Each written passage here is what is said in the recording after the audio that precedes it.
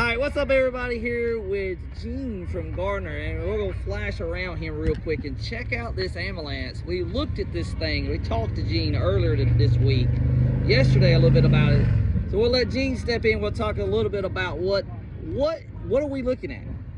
You were looking at the town of Apex's, the rescue squad's original 1956 Pontiac Superior ambulance.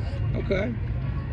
Which the car originated at the Apex Funeral Director's funeral home from 56 to 71. Okay. And when a group of community people came together to develop a rescue squad, the funeral home said, "We've got just the gift for you." So they gave this car to the rescue squad. Okay. And they used it for the first 2 or 3 years they were in service as their only ambulance. Okay. So we were looking at the book. You have a book in your hand. Yes, I do. And we had a little cool story we were going to tell our subscribers about. So we're going to let Gene kind of describe kind of what's going on so you guys would know. So this is the car, the way it looked when I bought it in 1994. Okay. It looks rough, but the car was very solid. Right. This is the original cot that was in the car when I bought it, and the cot is still in the back of this car now. This is the interior when I bought it, how it looked. Even though the floor looks kind of ratty, it's very solid, and that's the old broken up and dry rotted black rubber material that was there. Okay. And some people discount that the color scheme is the original, and I say, well, hold on a minute. Here's the original sales brochure. That's pretty cool. That shows the two-tone blue. Right. And this just describes or shows how the car was actually made in Superior Coach Company in Mississippi.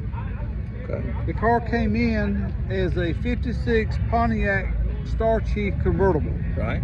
No roof, no doors, no anything. And the company cut and stretched the chassis 22 inches. Okay. And they lowered the coach body that you see on the car now on top of the chassis. Awesome. That is so cool. These are just some more specs about the wheelbase, the brakes, and things along those lines. She's 19 feet long from tip to tip, and she comes in at a paltry 5,620 pounds. Big old heavy car. Big heavy car. Yes, sir. These are some more specs from the sales brochure that came with the car. Okay. Head height, bumper to bumper length, etc. Right. And these are the 3 different types of coaches that Superior Coach Company made in that time. Okay. What they call a lay delay, or what had been called a hearse. Right. Then this particular car, which is a combination car that can serve as an ambulance and a hearse.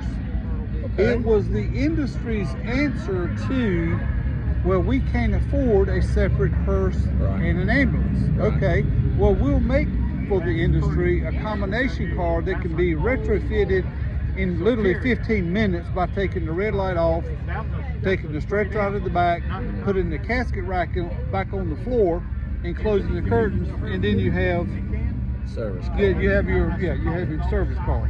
Here's where the cool story to me comes in. We'll let him explain what's going on. So this is an original picture of a close friend of mine who is still alive. His name is Nicky Winstead. He was one of the original inaugural members of the rescue squad. Okay. He knew I bought the car some years ago, and this is a picture of Nicky beside the car after 53 years when I reintroduced him to the car after he had been fully restored. That's so cool. So this was at a car show by the Apex Lions Club a couple of years ago that I was at with Nicky. Okay. And we were standing around hamming it up. We were taking, old Buddy Road pictures and that kind of thing. Oh, yeah. And Nicky says to me, he said, Gene, we took an 8-hour first aid class to go in service as a rescue squad. And he said, we started in October of 71, and he said, I think we ran our first call in November of 1971. Okay. And he said, if my memory serves me right, it was a child, an infant, that had a seizure and quit breathing. Right. I didn't, you know, make too much of the story, but I did take notes and listen to what he said. Right. So about an hour and a half later, Nicky left the car show and departed on his way. And this gentleman here drives up in this Camaro, as you can see in the background, and he walks up and he says, "Sir, is this Apex's first ambulance?" And I said, "Well, yes, it is." He said, "Well, I was the first patient to ever ride in this ambulance in October of 1971. I had a seizure." Wow, that is and I so just cool. stood there and I thought, there is no way you could ever align the heavens just right where an original inaugural member, charter member of the squad, right, and the first patient to come to the same car show within an hour and a half of each other. Yeah, that is pretty wild. That is very, very wild. And so, you know, they say pictures are 1,000 words. Well, this is 1,000,000 words. Yeah, I agree, 100%. Right? Yep. And so when I bought the car, I went into the glove box and there was a bunch of papers. This is dated 5 of 70. This would have been the equipment checklist required by the North Carolina State Board of Health, yep, for things that were to be in an ambulance at the time. Right. Over here on the next page, this is an ambulance inspection sheet from the State Board of Health dated October of 67. This is a multi-use form here, okay, but it's dated down here 10/12 of 71, when the state would have come out to, quote, certify the ambulance. Okay. Okay. So we go over to the next page. An item of interest I found in the glove box is the actual permit, right, for this car to be used, including the serial number, dated October 18th of 1972, original for 1 year, October 18th of 1971. That's crazy. This index card here was also in the glove box. Okay. And it says, "Notice to all drivers, complete after each call." So there were 5 things on here that you were supposed to do. Right. I think the most hilarious one in here is number 5 that says, "Take the dirty linen home and wash." Now, I believe OSHA would have a fit, yes, if we were to do something like that today. these days, oh, right? Yeah, all right. Over here we had the original inspection stickers or registration stickers by motor vehicles at the time. Here's an old weight receipt where the ambulance was weighed at 5,640 pounds. Yeah. And on the next page here we have what you would have been at the time the old safety inspections, tail lights, headlights, and those types of things. Yeah.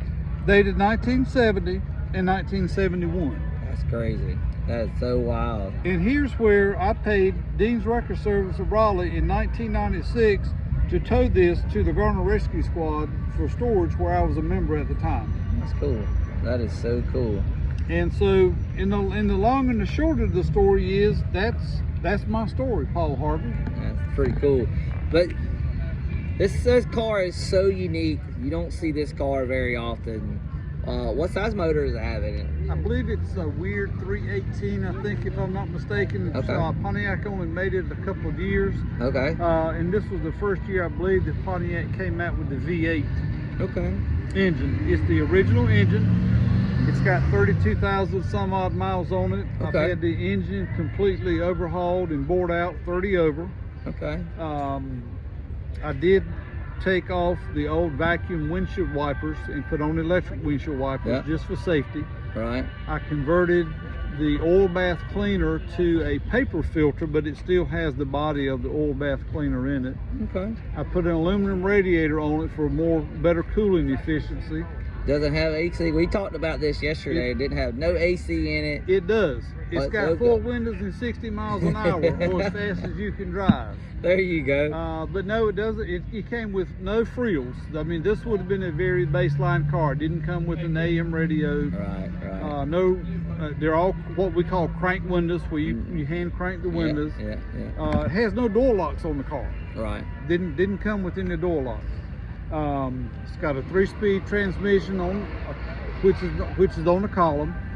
Manual brakes, 4-wheel drum brakes, not disc brakes, but 4-wheel drum brakes. Okay. And it's, like I said, it's all steel bodied car. It's all, yeah, no fiberglasses on that car at all. You can tell this all steel bodied car, but Gene just brought to my attention that this is him and his wife's very first time here Run to the Sun.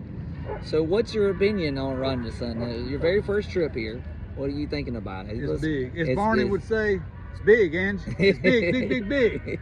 It definitely is that. It's real big. Well, we appreciate you having you, and we'll definitely check out and put this on the show, and we'll let you look at this car.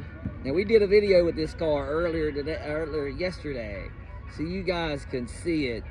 But this is the coolest car I think that's on the property, and Gene and them have done an excellent job. So we really appreciate what they do, and make sure you guys like, comment, subscribe. Let us know what you really think about this car.